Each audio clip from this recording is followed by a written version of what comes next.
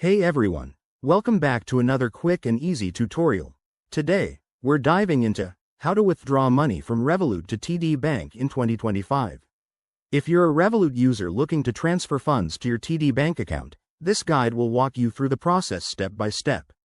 With updates in 2025, things might be a bit smoother, but I'll cover everything you need to know to avoid any hiccups. First off, make sure you have both a Revolut account and a TD Bank account set up.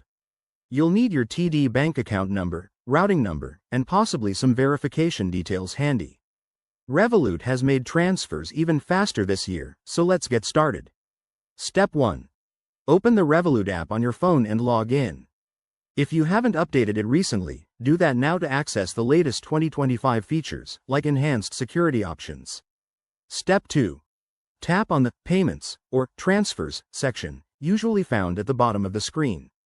Here, you'll see options for sending money. Select Send or Transfer to Bank. Step 3. Add a new recipient by clicking the plus icon. Enter your TD Bank details carefully.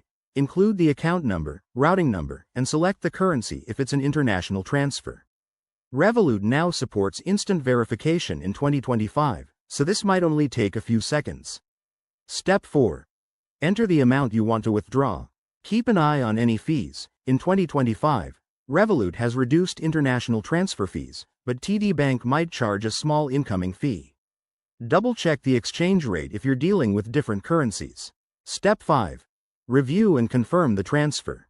You'll get a summary screen. Make sure everything looks right before hitting Send. Once confirmed, the money should arrive in your TD Bank account within 1 to 3 business days, depending on the bank's processing times. A quick tip. Always check your Revolut account limits, as they might have daily or weekly caps in 2025. If you run into issues, Revolut's in-app chat support is super helpful.